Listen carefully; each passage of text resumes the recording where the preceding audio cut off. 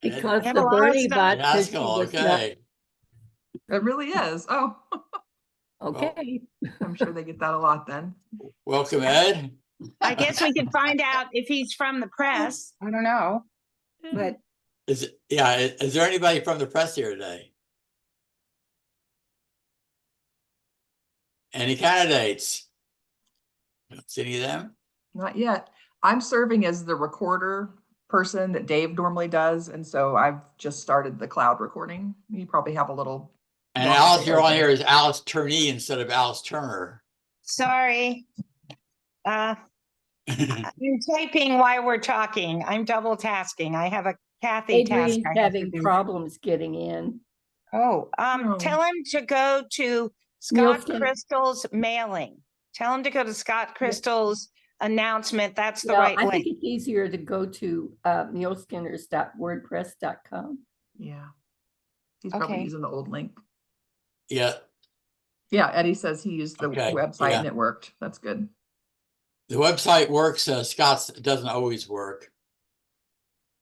It's the last 2-3 weeks it's worked for me since I think Dave got him the better link. And let's see, that gives a few more people time to get on. We're still in our little bit of our summer slump here. Yep. And I don't see Kathy. And we're waiting for our Kathy's speaker. here. Kathy's there. Yeah.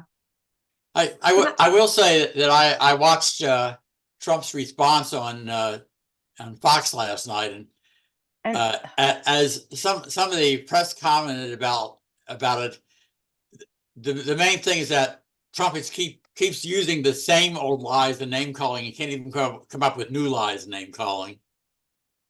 Well, And so that was a disappointment to the press, I think. So he wasn't even talking about her liberal leftist communist policies? Well, yeah, as somebody pointed out last week, the greatest hits of the 1950s, calling people Marxists and Here comes Adrian. communists. Right. Adrian, welcome. Oh my, there you all are. You're in. All right, everybody. If I'm going to mute myself, if you'll all mute yourselves unless you're talking, just because even if you accidentally set a cup down too loud, if the view that's recording, it'll like show that all of a sudden on the screen, you sitting there putting your cup down. So And I do want to welcome Adrian, who is our speaker today, and he's going to tell us about what's going on in the legislative world and about his campaign. And I will let you further introduce yourself, Adrian. All right. So looks like we got a few people online here. That's great. So if you all don't know me, which I suspect that's probably not the case, but I'll go ahead and give you a little info. I'm Adrian Plank. I'm the current state legislator for the 47th House District. This district includes Huntsdale, Rocheport, Harrisburg, and now Sturgeon, and a big part of the 4th Ward in Columbia. I have the most rule of any Democrat in the state of Missouri.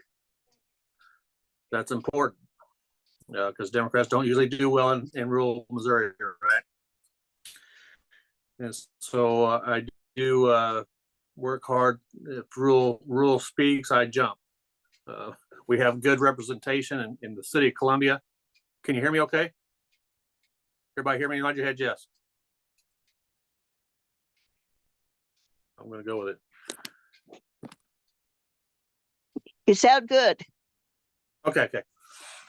And so there's a few things I'd like to talk about. My wife is employed by Veterans United. She was the second female loan officer ever hired at Veterans United. And the reason I mention that is because she had her 20th year anniversary there. And so they helped us on a trip to the UK, which we got back from here a month ago. And the reason I mention this trip is because of the policies that the UK has in place that I'd like to see us push for in Missouri. For instance, my wife has alpha-gal. If you all don't know what that is, that's that tick-borne disease from the Lone Star tick, and it keeps you from being able to eat mammal products and byproducts. So my wife can't have cheese, milk. She can do chicken and turkey and fish, but no mammal products. The reason I mention that is because in the UK, when we flew into London, and of course she's worried about her diet and stuff in the UK. When you go to a restaurant in London, the first thing they ask you when you walk in the door is, do you have any allergies? And that's pretty impressive, because in the United States, they don't really put that much concern into their food in general, right? When you go to a restaurant, there's a few here in town that do. I think if you went to Cafe Berlin or something to that effect, they do pretty good for folks with allergies, foodborne allergies, and that sort of thing. But with that being said, my wife ate ice cream over there. She had some other products that she's not normally able to eat, and that's for a few reasons. The UK, they don't use chemicals on their food. They don't use preservatives in their food. They have 100 and some different chemicals that they've banned over there that we haven't banned over here. And so I think a lot of that has to do with, fill policy of the United States and pandering to big money, big ag. And so,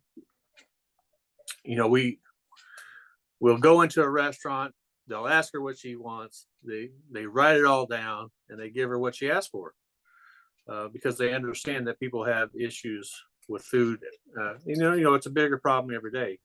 And so the other things that I wanted to mention about the UK is that when you order food from there, they don't give you plastic silverware. They don't give you plasticware. They give you all wooden spoons, wooden forks, wooden knives, biodegradable plates and containers. And so they have a better grasp on the environment.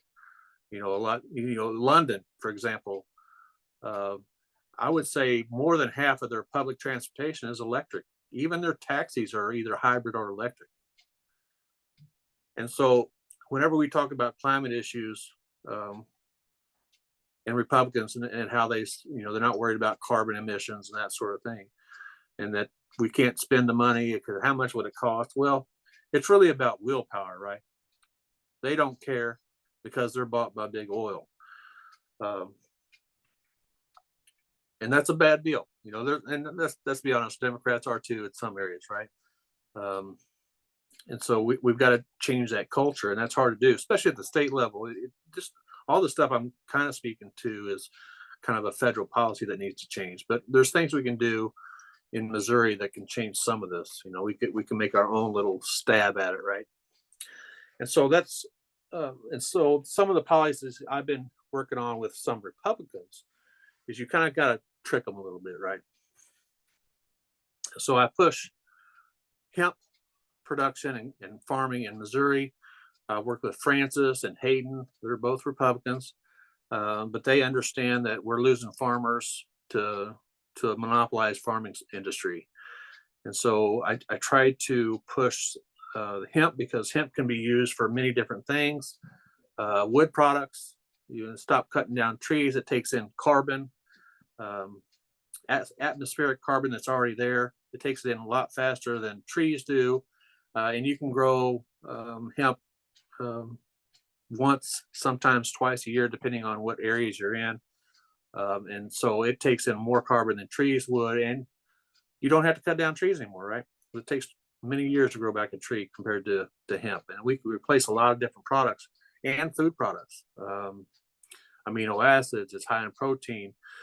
They use it for medical issues such as seizures and dementia, and many studies going on dementia and stuff in hemp right now. And so we used to grow a lot of hemp before they made it illegal, because they thought, marijuana, hemp, it's the same. I mean, there's similarities, true, but they're not the same. And so we can create a new market for our farmers in Missouri to where they can make a living. and expand what we do with hemp and control that market ourselves in the state of Missouri. But like I said, it's willpower. And so like I said, I've been working with a few Republicans on the ag committee. We took away some, you had to buy a permit and fees in order to grow hemp, because, they wanted to make sure you weren't growing marijuana. So we did away with that last couple of years. We made sure that it was part of crop insurance. So if somebody decides to grow it and they lose their crop, then they can have coverage for it. And so there's those things, but it's a tall order for one single voice, or two or three, even a couple of Republicans, right? Somebody says, please explain something here. Anyway, I'll get to those in a minute. And so there's many issues we need to talk about when it comes to farmers and that sort of thing. But the biggest part of tricking Republicans is, telling them that you can create a new market, you can have the farmers be a part of it, and you don't necessarily have to say carbon to Republicans, and you can just refer to the farming aspect of it. The good thing about hemp is it's a weed. So it's a broadleaf, which means you don't have to use chemicals to grow it. It takes less water than things like cotton and those sort of things. And that's going to be a big issue. We've been talking about it, the state is water and overuse. And Republicans have been trying to keep people from reporting their overuses of water, especially when it comes to farmers. And so we've been trying to kill that the best we can, because water is going to become an issue the hotter it gets out here, right? And Republicans don't think it's a problem unless they're shipping it off to another state, which they do some of that. So with hemp, you can replace all plastic products. And we know what plastic products is doing. We've got microparticles in rain now, which means it's in our soil, which means we're taking it into our systems too. We already know the stories about our oceans and how much plastic floats in our oceans. And so that willpower thing comes up again. And I think we can lead on that kind of stuff in Missouri. It's important that we get people elected like Crystal Quaid, because, they set the governor set the agenda, and we're supposed to govern around that agenda. So whenever the governor gives his initial speech before session starts, or right as session starts, it's in order to set a budget, and your budget is a document of your priorities, and we just need to change our priorities. We need to change our willpower, and that means we need to change who we elect in our offices. That doesn't mean that Republicans can't be a part of that, but you sometimes got to trick them a little bit. And so those are some issues that who is working on making plastics from hemp. Okay, I want to see what questions we have here. There's plastics from hemp. There's a couple companies that are working on it. Not necessarily. Most of your hemp production and products are overseas, and so we have to use those kind of as guides. They are doing things in construction supplies right now with hemp in Missouri. Down south, there's a concrete plant that is making hemp concrete, which means hemp concrete is basically you build a wall and you pour hemp concrete inside that wall, and then you pull that wall away. It's just basically a form. Well, hemp concrete is fire resistant and highly insulated, and just a great construction material. They also make hemp rebar down south, and it's super lightweight. If anybody's picked up a 20-foot stick of rebar, it's not light. So, and so there's many different types of products you can make out of it. They used to make sails and rope and clothes, and they still do some of that, but not to the extent. And that's just, that opens up a market, what I would call a free market. Republicans may call it, and give more opportunities to the farmers in the state of Missouri. But like I said, we got to lead on it. We don't lead on much that's any good, right? So it's a struggle. I mean, if y'all have been following the Capitol, it's been a struggle up there. This last year was tough. I don't know how more people don't have mental breakdowns, to be honest with you. You know, Doug Mann decided he needed to step away. I get it. I get it. Martha Stevens, 3 terms instead of 4. I get it.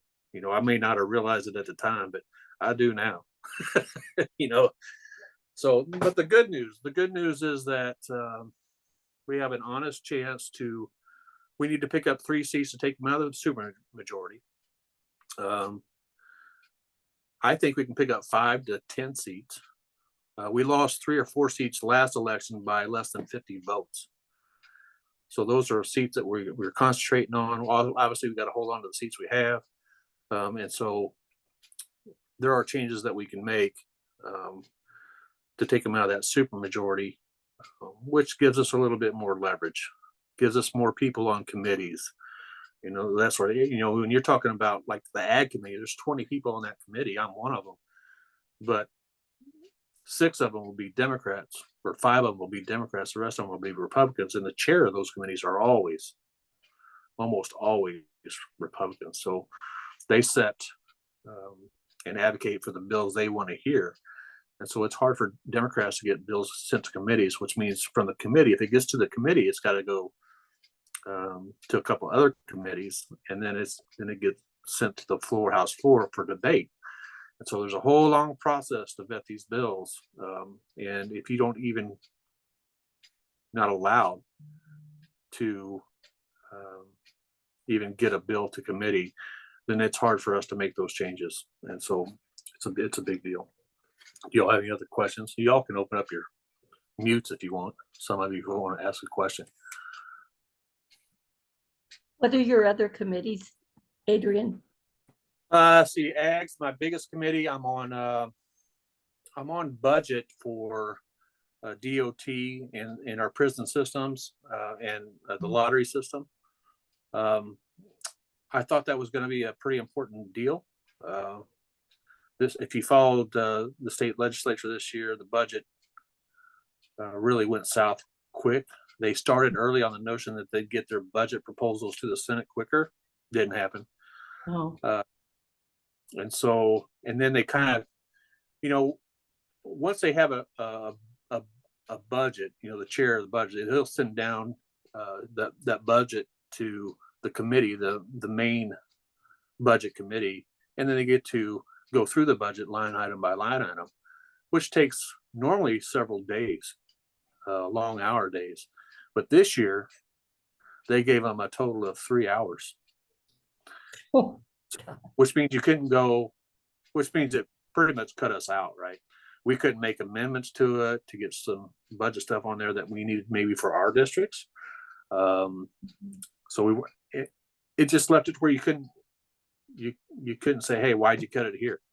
You couldn't ask the questions because you just didn't have the time to go through a state budget. You're talking about a massive budget.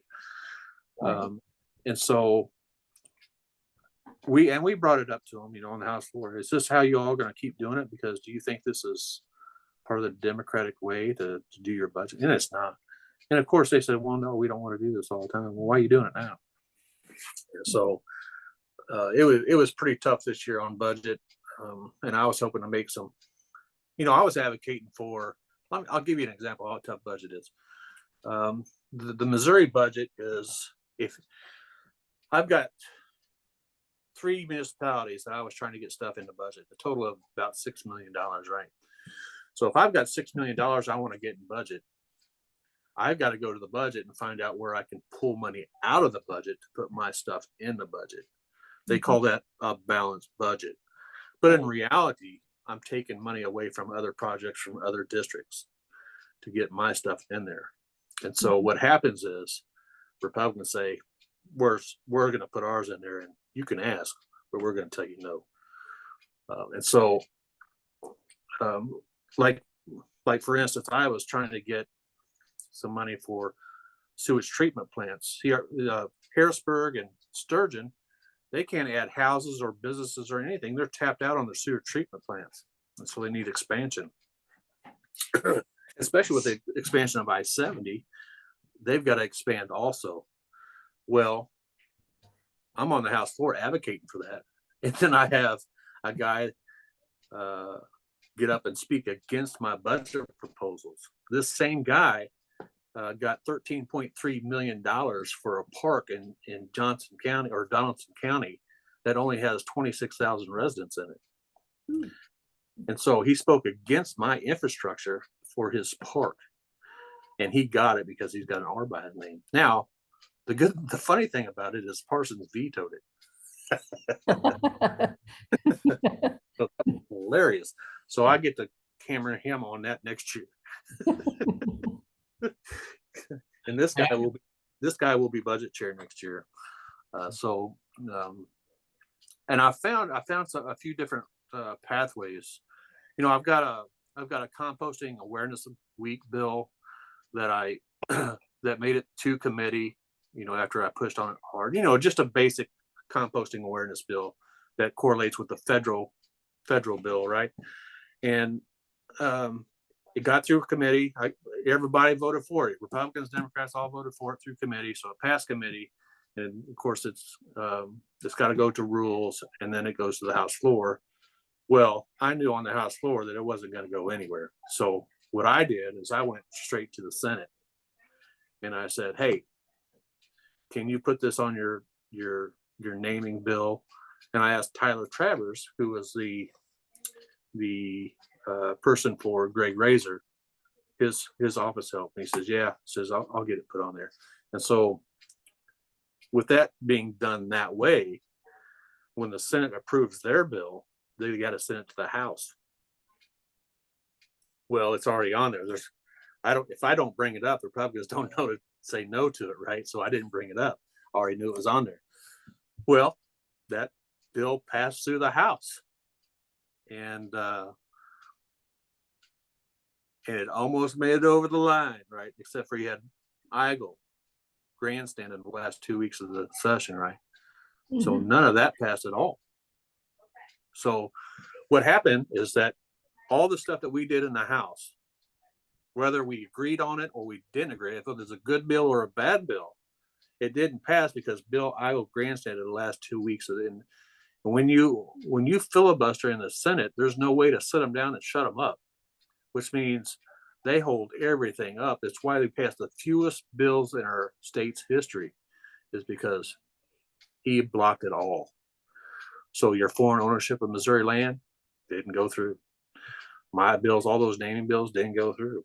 Any good bills or bad bills, which, you know, we're happy that the bad bills didn't get through, but, you know, there's still stuff that people need, infrastructure that I was advocating for, and it doesn't go anywhere. So now you got to go through that whole process again the next year instead of just getting it done. It's extremely frustrating because now you got, I mean, at least you got your relationships built, and you can advocate maybe a little bit easier the next time. But I mean, it's a 5 or 6 month process to make sure wording's proper and doesn't violate Constitution and all this other stuff that you gotta consider. Adrian, I'm surprised there wasn't a fertilizer salesman in the legislature that tried to kill the composting bill. but I think Pam had her hand up first. Pam? Well, let Peter go first. Hey, Peter. Peter? Yeah, Peter. thanks. I had to unmute myself. Adrian, Yeah. you know, a lot of us in Boone County really feel bad about the charter schools development. Can you explain the politics of how charter schools ended up being a Boone County thing? Well, I'll start with Caleb Rowden. Caleb Brown. Yep. Caleb Brown. Yep. Caleb's termed out. And his last hurrah was to take a great education bill. It was a pretty good bill, and throw charter schools, and the way they worded it means that the charter school expansion would only apply to Boone County. Now, by law, they're not supposed to be able to do that, but it happens all the time. And because of that, I would imagine that public schools will probably do over that. And there's a good chance, at least in my mind, you never know until it's done, but that they could take that to court and do away with that policy. But that just costs some more money. And so here, if a charter school opens up in Columbia, that takes about $14 million out of our public school system. And my theory is, if you're going to spend $14 million because of that charter school system, you might as well spend it to sue them. You got to take the chance, because if you've looked at Kansas City and St. Louis and their charter school systems, they've destroyed that public school system. Kansas City, they've got to get several different schools together in order to have any type of sports teams because of the charter school system. And what happens with the charter school system, it's pretty much a system of segregation based on the ability to pay to go to those schools. And so the reason that Republicans call charter schools public is because they have to, in order to take our tax dollars to support those charter schools. And so I'm hoping, Caleb really screwed us. He wouldn't even meet with us, any of us from Boone County. And so we wanted him to say, let's put it up to a vote to the Boone County residents and see what they say about it. Then that's the democratic process. Well, he already knew that it would pass if they put it up to a vote.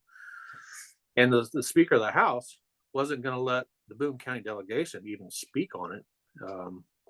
And so whenever they gave the mic to Crystal Quaid, she let us all speak on it. And believe it or not,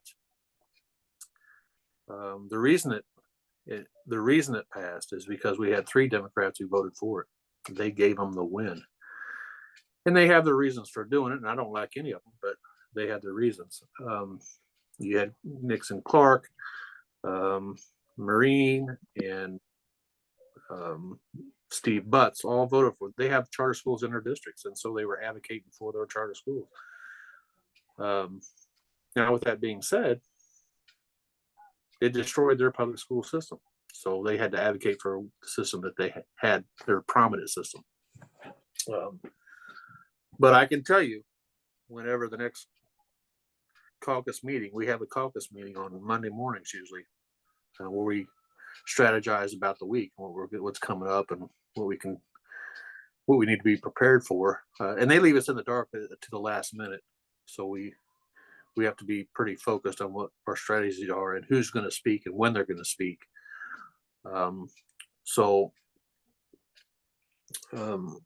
With Caleb Brown terming out, that was a big push for them.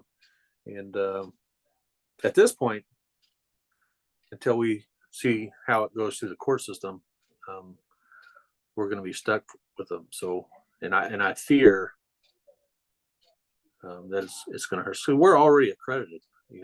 There was no reason to push charter schools down our throats. And I'll tell you that just give it a little bit of time, and I guarantee you, Caleb Rowden will be a part of a charter school PAC. And he's been trying to get it done for a long time, but knows that he wasn't going to do it until his last term, because he knew. And that's the problem. Republicans talk about a Republican, how you're supposed to, supposed to be a representative legislator. But when you push a policy that you don't think would pass if they put it to the vote, then you're not a republic. You're authoritarian. You're not advocating for your district. You're advocating for yourself or for special interest groups. And that's what happened. That's what happened with the 3 Democrats. As soon as they voted for it, they were running for office, and those charter school PACs were giving them 10 and 20 grand for their PACs. And so it's that's a tough one. Democrats are always behind on the funding in Missouri, and that's part of the problem too. They felt like they had to, and believe it or not, I threw a lot of F words at them in caucus meeting. And there was a few people irritated with that. But I can tell you the biggest part of our delegation, the Democrats, said that they needed to hear it. And I was shaken when I was speaking to them. I was so mad. Miss Deb Lavender said, you just need to calm down and take it easy. And I said, I'll be as calm as I can be, but they're going to hear it from me because they need to hear it. So you don't, one of the rules is don't be the vote that gives them the win. So if they need 52 votes, don't be the 52nd vote, And so we've got to stick together the best we can. Like I said, even when you're party compared to Biden. Whenever you have to fight your own party, sometimes it can be extremely difficult. So Has he said that? Nobody's raised it. I don't know how to get into that. I'm So- hearing you. My question is, are there any Republicans that will work with you on any issue?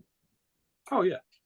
Yeah, we work all the time on, we work together on foreign ownership of Missouri land, but with Hefner, even though Hefner is bought and paid for by corporate ag, his idea of foreign ownership and the dangers of it is that foreign entities can buy land close to a military base. He thinks that's a national security risk. And my interpretation of the ownership of foreign land is the monopolization of our food industry to foreign entities, which hampers our ability to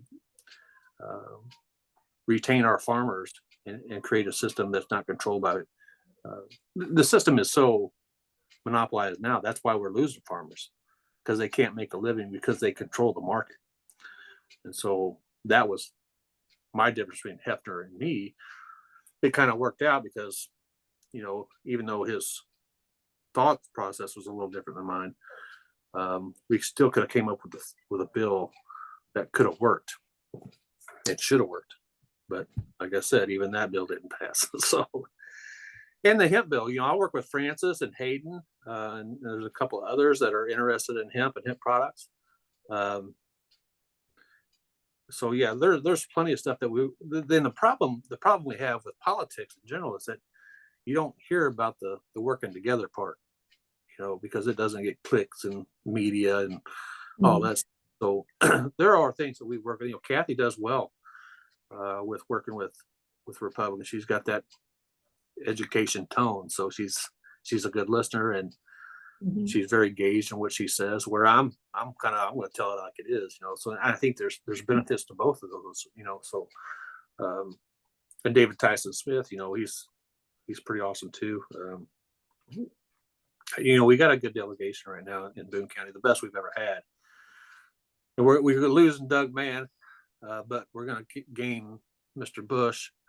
And I think that's going to be fantastic. We don't have enough healthcare people at the state legislature, and so that's important to have his knowledge in the healthcare system on those committees to make sure we don't push a bunch of nonsense, because they do, especially when it comes to trans and the LGBTQ community. They hammer it hard, and so. And part of that is just stirring up the base and taking all the oxygen out of the room when you could be working on some good stuff. And so, it's hard for our legislators to stay focused on their own priorities, because when you get up there, you get pulled many different ways. And so my policies kind of, even though I've got my certain policies that I'm going to work on, especially when it comes to climate issues, I got pulled into the prison systems and workforce development. So I had a couple of bills there that would give two different bills, one for profit companies and one for nonprofits, that would give them tax credits to buy automobiles if they were to transfer those into people coming out of prison to get back and forth to work. Because the biggest issue with getting a job is having transportation. And so I was trying to incentivize, because a lot of your state vehicles are pretty well taken care of, and they usually go to auction. And if you can buy those and get them to somebody coming out of prison, and of course, I'm working with the unions. The unions are now there's 3 prisons in Missouri, one's Moberly, that have workforce training and certifications. You know, the unions, a lot of unions are a part of that now. And so if we can get those folks into the workforce, get them away from the people that surround them, that put them there in the first place, and give them a career instead of a job with benefits and retirement, then that lifts those people up, and makes them better citizens. So that's kind of a way that I got pushed in a different way, just because a certain committee I happened to be on at the time, even that wasn't one of my priorities, is still a good cause. Alice asked, in addition to proposing a budget, what difference would it make if, say, Crystal Quaid were to be elected governor? Well, the biggest difference is she can veto Republican. You know, even if we as Democrats aren't in the numbers to do what we need to do, she can veto all their crap. You know, and then it could come back to us if the Republicans decide to come back, and then they got to speak to us. They have to speak to us to try and overturn that veto, especially if they don't have the vote. So the more people we have, the better it's going to be for all of us. So, and those priorities, you know, whenever she gets her state of the state address, are things that we would work on. Now, if the Republicans have the House and the Senate, then that's still going to be tough, but at least she can veto some stuff, which brings it to everybody's attention. And so if it gets brought to the public's attention, you know, there's more advocacy for or against certain policies. So is it a golden nugget? No, absolutely not. But every little chip we make at the process and representation is always better. More questions? Yeah.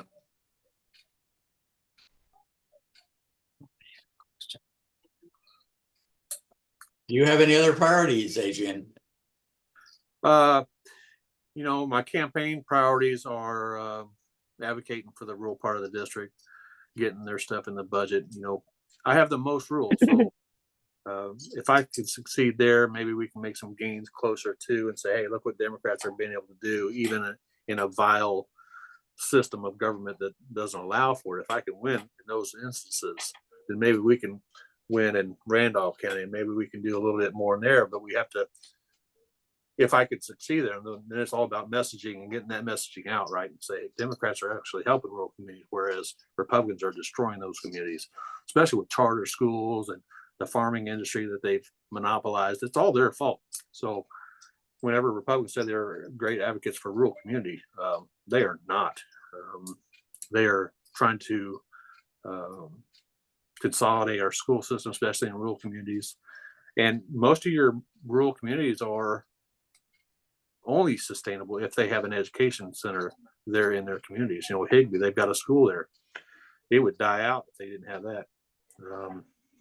Which means those folks would have to travel a lot farther to get their kids to school, which means we got to make sure we fund buses, transportation, which we don't like to do at the state.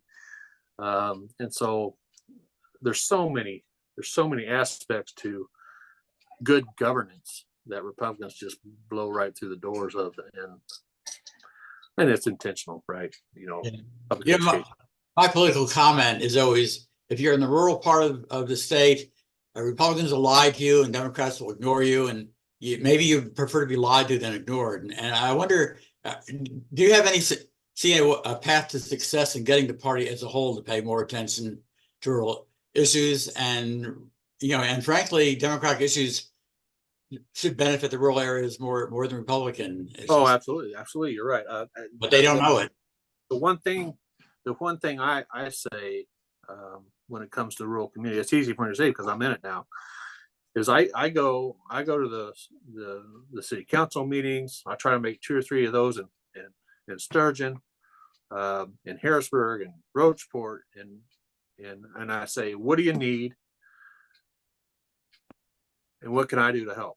And so that's what I've done with all of those, and also school board meetings in those districts or in those municipalities. And believe it or not, most of those folks, whether Republican or Democrat, and they're in the public education system, they know that they didn't want charter schools. They know it's going to hurt them the most because they're already starving. And so my thing is be present. And that's hard right now. It's hard for Democrats to be present in rural communities because it's the toughest time to be there because they have no power. So they have to be there and help them with the needs they have, regardless of how minute they may be. If they know they're there, you could run in the future knowing that you were there to be there for that community. And so you can run in rural, but if you're not there to say, hey, I'm here for you, I'm working for you, what do you need, how can I help, get it done, then what do they see? They got to see it. And so if you're not there, then they don't see it. You can run all day long, but if you're not there to help, it doesn't matter. Kathy, question? Yes. Is your opponent John Martin? No. No. John didn't want to run against me again. Okay. So John lived in the 4th Ward. He sold that house and moved to McGill. McGill is in the 47th district, my district. So he's using an address out of Hallsville in order to run in the 44th district. Okay. So a pastor lying to you. And so he won his primary in the 44th, and he's running against Dave Rathel. I'm running against John Potter, who ran for school board. Okay, right. And he got smoked in that election. Now, this is kind of a weird election deal right here. And I was talking about this earlier. This is my 4th run. And it's different than all the rest of them in that Republicans have pulled from the bottom of the barrel just to get somebody to run against us. I've got Potter in the 50th district. They've got a guy running in that, and I've got inside information because I know this guy's boss. He happens to be a family member, and he works for the university, and he can't afford to lose his job, but he can't work for the university and run for office. So he has managed to start a committee that he cannot take any money in order to stay on the ballot and still keep his job. So I think, Greg is going to be the next 50th district representative, and that's great. And, you've got the 44th district, which is red as red can be. I give credit to Dave, even though he's had some problems here lately as far as his actions are concerned. But I give him kudos for running in a district that's pretty red and putting out the effort, because that effort means a lot as far as moving the needle a little bit. If he decides to run again or whatever happens, I'm not saying he's going to lose, but that's a pretty red district. And so I give him kudos for that. And then you've got Kathy and David Tyson Smith. I don't know what it's like to be them. No opponents and all. But my district is what they consider a targeted district. I think that the Republicans have been paying canvassers for Potter. I don't know that Potter's doing a whole lot of anything himself. So I'm going to tell you that I'm not really worried about it, but I'm also not taking it for granted. So I've already knocked the doors in all of the rural parts, and I've started back into the 4th Ward now and Scott Boulevard, and we're working on that now. I've got a canvassing event with Elon tomorrow, or his campaign anyway. And then and we're also having, for information's sake, I think,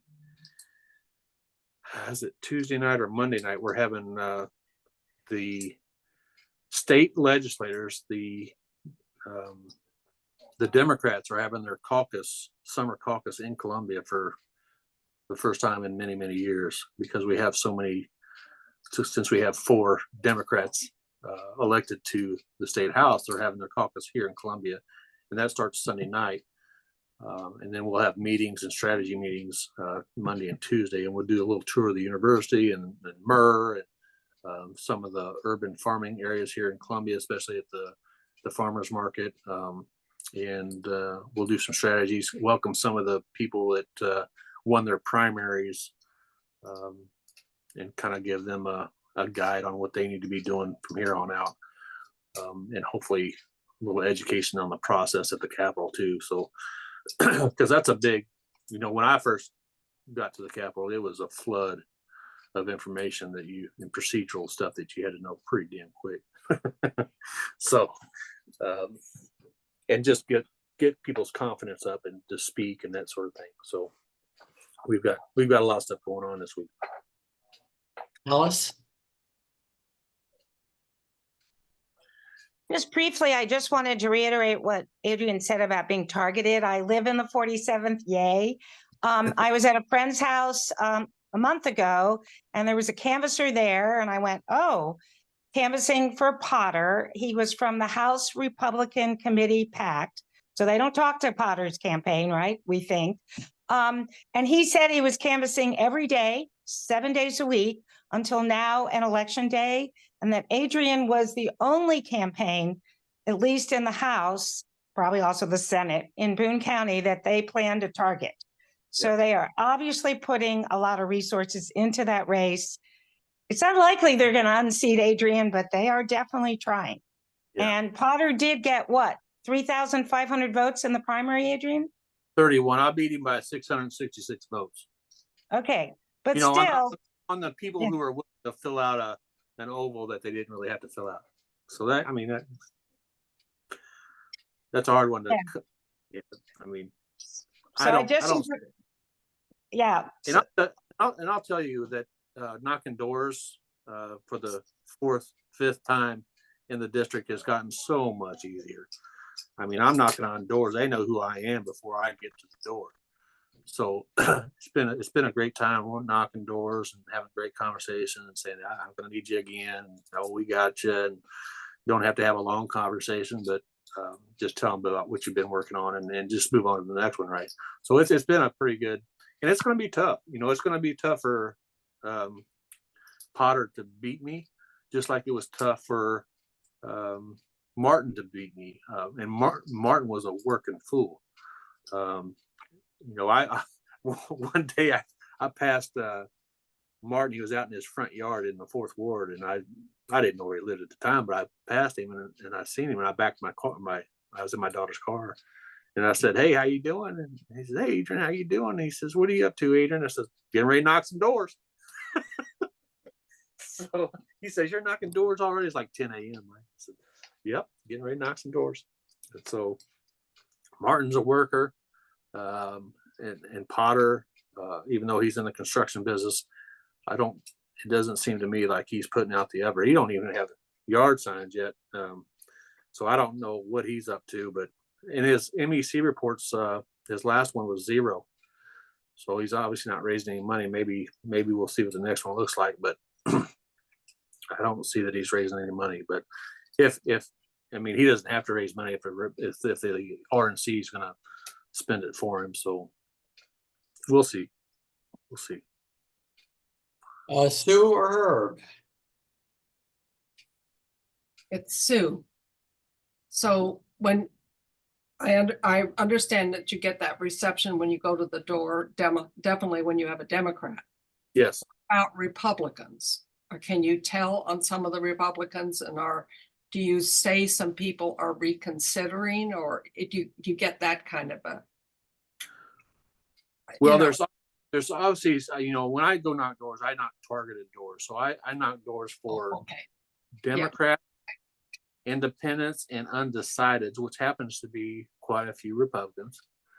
And so, like, for instance, I went when we were getting signatures for the IP for women's rights, I went to Sturgeon and knocked doors, and I made it pretty broad because, believe it or not, there's a lot of Republicans who think the government ought to be out of your medical decisions, right? And so those conversations went quite well. Matter of fact, I got, out of all the doors I knocked in Sturgeon, 52% of them signed that petition, regardless of what party they affiliated with. So mostly Democrats, right? But you're also going to have those Republicans.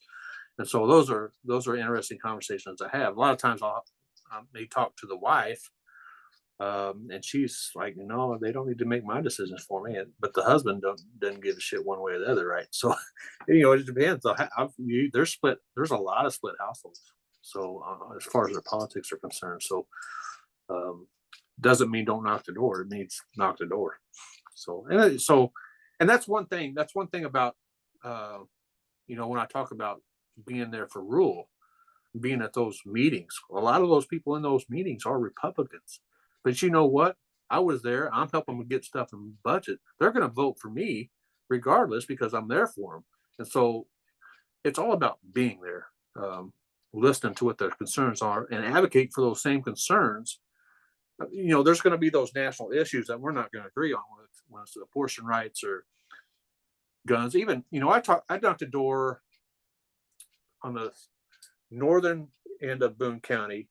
They had a Fayette address, and I knocked on this door. This guy says, well, I'm a gun trainer for the NRA, and he had already voted for me the previous election, and he looked at my brochure and it says gun safety and training, and that's what it says. Is, well, that's the right message. It is. I mean, it didn't change from the last election, which means he's going to vote for me again. He understood that this notion that we're going to take away guns is pretty far-fetched, right? I'm not going to go to somebody's house and say, yeah, let me have your guns. Well, I'm going to get it. It'll be a bullet in my head. And it's still a constitutional right, but there are many, many things we can do to curb this nonsense that we have with guns. And he understood that. So, and we didn't have to have a long conversation to decide that. He seen my brochure and said, that's the right message. So it just depends. There's going to be those radicals that there's, like the guy in, what's his name? The legislator down at the Ozarks, Sykes. Whenever we start talking anything about guns, he'll just stand up and he'll get that chest out. He goes, shall not be infringed. And he'll sit down.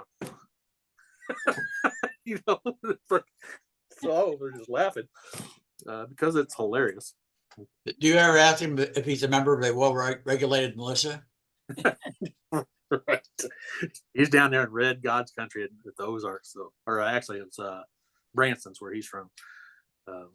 But no, I don't ask him. But if you were having a normal conversation with him, you think pretty good guy. But he's just no regulation whatsoever, nothing. It's his right regardless. And that's just not how things work when you're a public servant. You're there to protect and serve, and that's a few regulations. So any last words, or how can we help? Well, I'm not going to I've got one little mailer here of about 1,200 that we're going to finish up today. There's always door knocking. There's always, we're probably going to do some texting here right before the election. So if y'all want to help with texting, we're going to send out a few mailers. One thing about being an incumbent is we do get a small budget, so I can send out a nonpartisan mailer.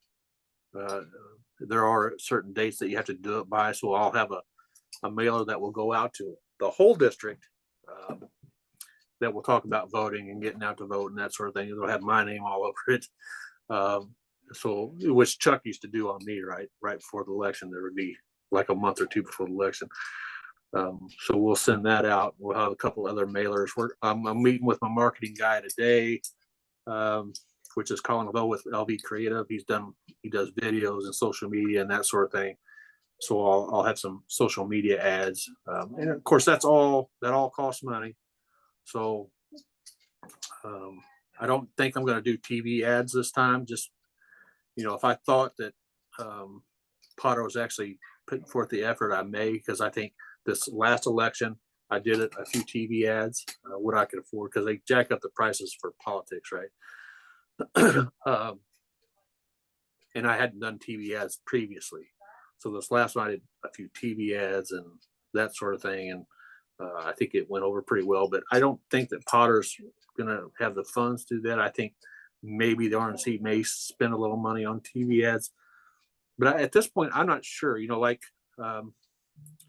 For instance, the Democrats will spend money on a targeted race. But if that candidate's not putting forth the work, then they got to put the resources somewhere else. And I think that'll apply to the Republicans too. I don't think he's putting out the effort. So I'm hoping that translates so they're not going to spend as much money. But you can't be sure about anything until it happens. So Another question, Herb or Sue? Your hand is still up there. It's Sue. It's Sue. I just want to make a comment. I noticed the big flood of all the mailers that we got from, I think it's Ham at the end. yeah. Many people, even people that I thought maybe would be following more than they were, hadn't been following and were thinking that that was the person they needed to go with. Yeah. And so that's the one concern I would have about the RNC if they get a lot of money to do something like that, or a lot of TV ads at the last minute. So if you get into a situation like that, I don't know if you can have some designs head so you can publish them, print them fast and get them out. Oh, yeah. That's exactly what we'll be working on today. And I'm going to go a different. Well, let me say, if you need funds to do that at the last minute, I'll hope you'll let us know. Oh, okay. Yeah. Absolutely. And just make it, go out to Scott Crystal and or whatever, however you want to do it, but make it for I'm not just saying to us, I'm saying to generally to the people locally. I appreciate that. Don't be shy. I'm going to do something a little different with my ads and stuff. I'm going to do something to the effect where, and we're going to work on the messaging part of it today, but for example, are you sick of the ads? Are you sick of the lies? I'm not attacking my opponent. Just vote for better politics and civility or something to that effect. Because I think people are sick of these stupid ads. We're going to see what we can do with that and I think that may even pull in a few Republicans, right? We'll see.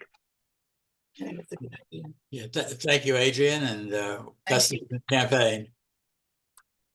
No problem. I appreciate y'all having me. Thank you.